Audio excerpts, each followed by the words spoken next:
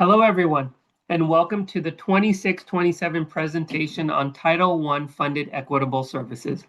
My name is Gurk Jagpal, and with me I have my colleague Chiming Ying, who will be joining us shortly.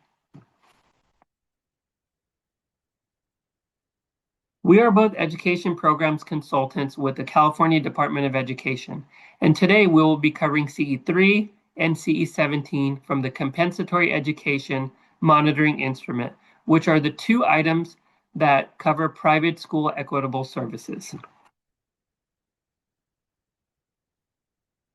The goal of today's presentation is to provide knowledge and understanding for providing equitable services to eligible Title I students who attend private schools.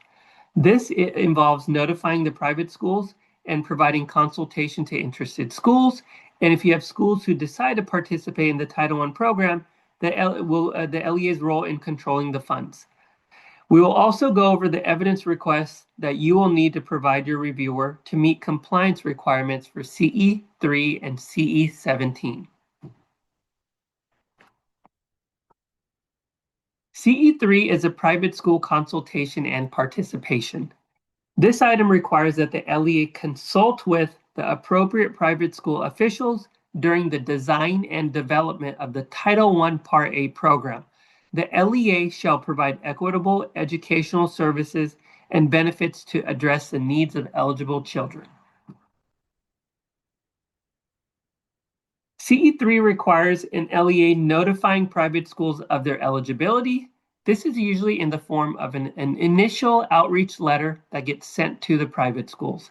If the private school responds to the outreach letter and states that they intend to participate in the program, then the LEA shall conduct consultation with the eligible private schools and include all elements that are required of the consultation process.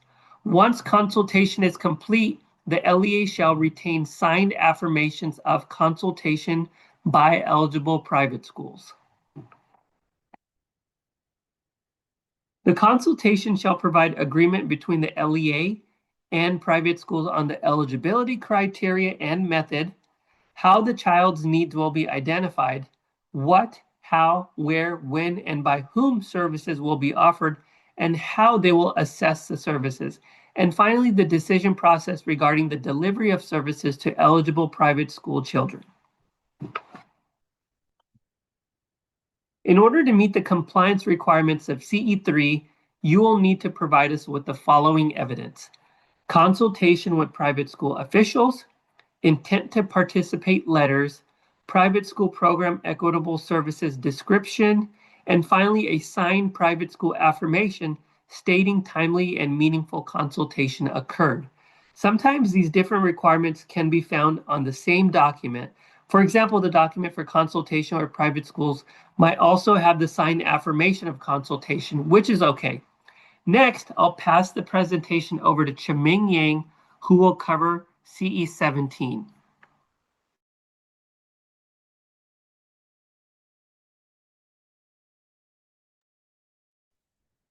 Thank you, Gerd. Let's look at the requirements of CE17. This item requires that the LEA control of funds. The control of funds should be the responsibility of the LEA, not the private schools. For instance, in terms of purchases and services to eligible Title I students in private school, including materials, equipment, and property, purchased with Title I Part A funds shall be maintained in the LEA.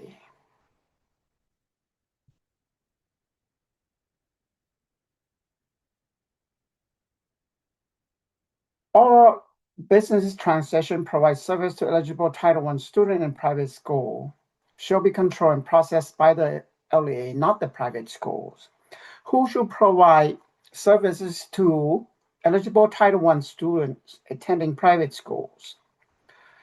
Any organizations, individuals, associations, agencies, and other entities that are independent of the private school and independent of any religious organization, and such employment or contract shall be under the control and supervision of the LEA, not the private schools. Let's look at the evidence request for CE 17. In order for the LEA to meet compliance for the review, the LEA must submit the funding allocation for private school services for review. For instance, how did the LEA allocate Title I Part A funds to each of the eligible private school that has Title I students? We also request that you provide an expenditure report for services to private school and how those services are provided in a way that support the students at the private schools. If you have any third-party contract or any invoices, please also submit those evidence for review as well. Thank you.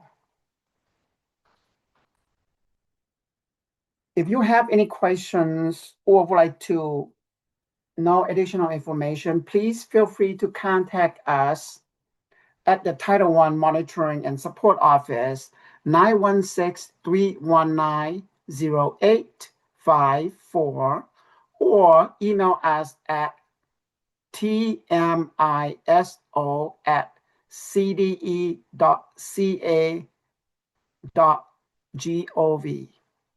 Thank you.